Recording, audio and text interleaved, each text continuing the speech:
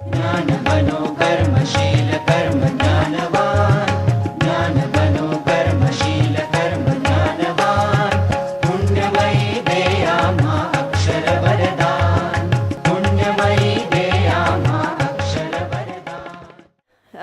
Our next keynote speaker for the day, Mr. Ashwin Naik.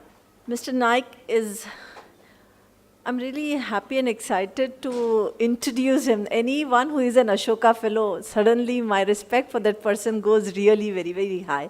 I've seen the organization and the kind of work that they do in social entrepreneurship. And we're proud to have an Ashoka Fellow here with us. The credentials are really great. It doesn't stop with being someone from the Ashoka Foundation. I'm sure if you've not seen, please kindly Google and see how Ashoka Foundation does a lot of work worldwide.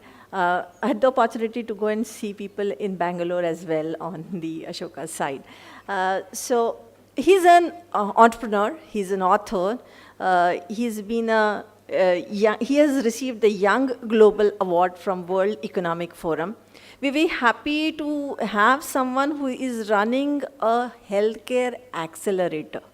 So that's something very close to the heart of, I have 3 companies in the healthcare side who are in my, the startup space in the incubation center. And I'm sure your presence is going to add a lot of value in terms of how to take things forward. He is also a board member with Wish Foundation India, and he's co-founder of Operation Resilience. And he belongs to the city of Pune, though the Google says that he is in Bangalore. So we are fortunate to have someone who has a base in Pune, and we are going to look forward to your help and support in the incubation center at CIIL.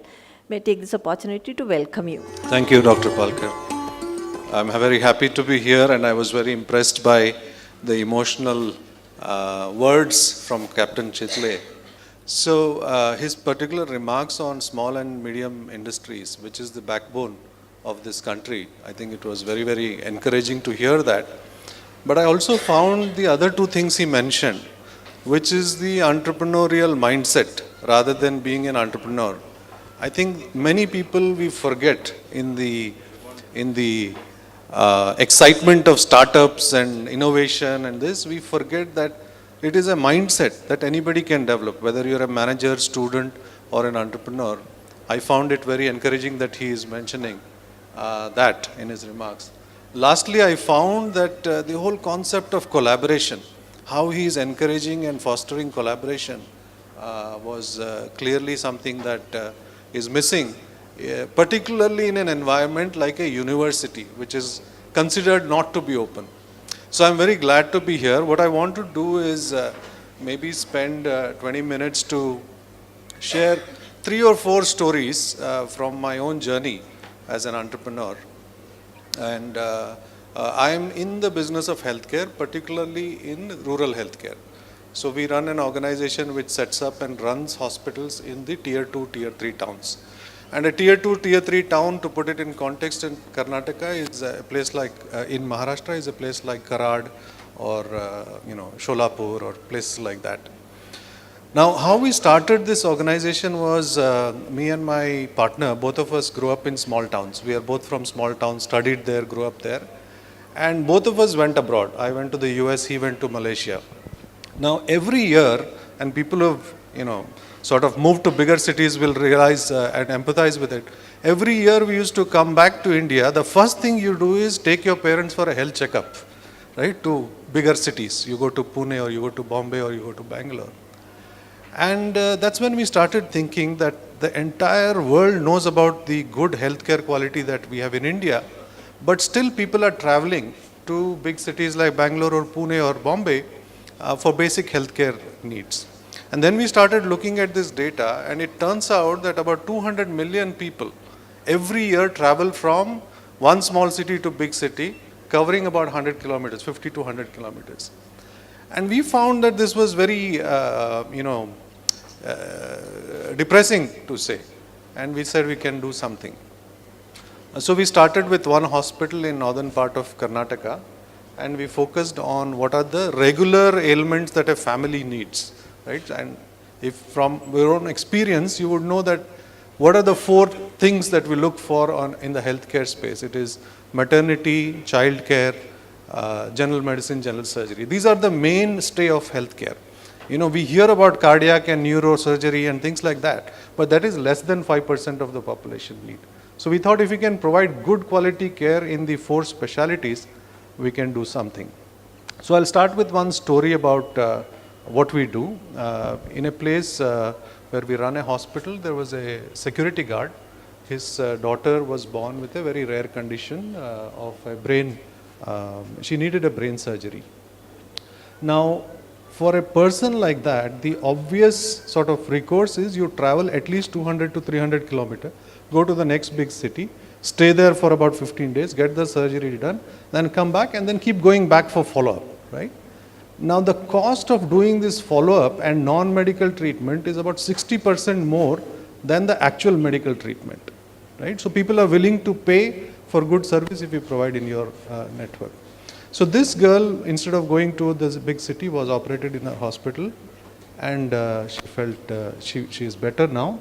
And interestingly, they changed her name to Vatsalya, which is our hospital name, right? So that is the power of having service which is closer to you, which really can change lives. I want to say this story because people are waiting for solutions which can help them in their daily life, education, health being the most prominent. I also want to share some background of how we started, and I think all the startup entrepreneurs here, the first thing in their mind is funding, right? That is like the big boogie that everybody wants to deal. So we had an interesting journey of fundraising, and there are some learnings.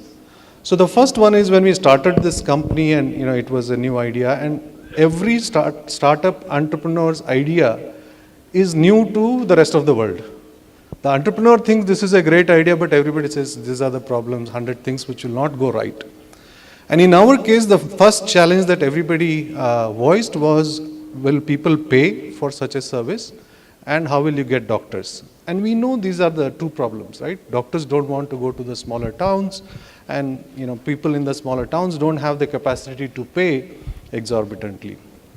So anyway, we said we will start, and me and my partner, because we had worked abroad, we thought that we have a good network built. We can ask them to support initial stage. We establish the model, and then we go for external funding. So between the 2 of us, we made a list of 40 people, 40 friends. Each one we put some amount, possibly this much he will give, he or she will give. We had a nice number. It was, I think, about 3 or 4 crores at that time. And we thought at least one hospital we can do, and we can demonstrate. So we sent an email out to friends. Within a week, we had no money and no more friends left. So it was suddenly a realization that this is going to be a very tough journey. But what happened within this list of 40 people, we had 2 people who said, here is our check, right? You do what you want to do. I think this is important. And then we looked back at these 2 people and found out they were making a very emotional decision on this plan. They were saying that you want to do something in tier 2, tier 3 towns. I was born in tier 2, tier 3 town. I am living in the US. My parents are there, so I want to use this. So what we realized is there is investors are also like a sales profile, right? You have to profile them and find the right person. Then we went back to them and said, we need more people like you. So they went out and found about 18 other people and helped us to start the initial seed funding, I would say. The reason I say this is most new startups today end up getting very frustrated in the process of raising money. And what happens is we don't necessarily look at resources which might be in our network or extended network who will at least get us from 0 to 1. And 1 to 10, obviously, we need institutional funding. So that is how we started, by losing friends and raising a bit money. Over the next 10 years, we raised about, I would say about 120 crores to set up this hospital. Now we have the largest network of its kind, rural tier 2, tier 3 hospital in Karnataka.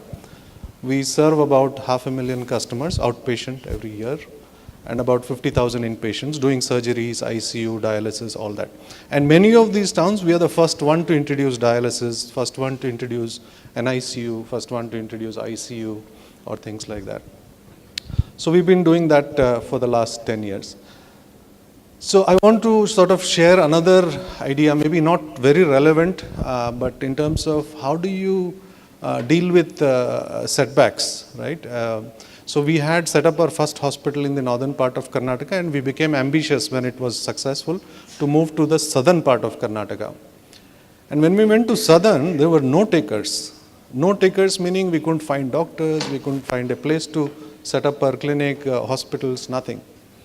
So we started wondering what is happening, and it is not obvious, but it's very clear. The closer you are to a big city, the chances that the doctors will move to the big city is very high. I call it the AIMS destruction effect. Right? The bigger hospital you put up, the doctors are sucked to that. Hence, all the patients have to go. If you've ever been to the northern part of India, in Delhi, to Delhi, there are two trains. One coming from Punjab. It is actually called the Cancer Express. Right? Because people just get in the train and come to AIMS. And from Calcutta, there is another one. So anything which happens on that track, no doctor wants to stay there because patients are going to AIMS, I'll also go to. So we had that effect. So in any case, what we said was, we have made a decision now, nothing's happening. At least let us write a letter. So we had the list of doctors in South Karnataka. So we said we will write letters to doctors, maybe they will have some ideas. So we wrote some, very low-tech, handwritten letters saying that we are a network in the northern part, we want to come. We are looking for 1 or 2 doctors to join. And we just spammed everybody. Obviously, nobody replies to this kind of letters, but one letter came. And it clearly said, my name is so-and-so. I've been running this clinic for 20 years. My son doesn't want to be a doctor. Take my hospital. We said, Arey, this is very good. We wrote another letter. If you are a doctor, your children are not doctors, talk to us. So we had immediately, you see in your network, doctors' children don't want to become doctors. So South Karnataka, our strategy completely changed. We now acquire existing hospitals which don't have successors. So we get the goodwill and then we refurbish them, add new doctors, etc. So sometimes looking around these corners also helps in sort of building up our business.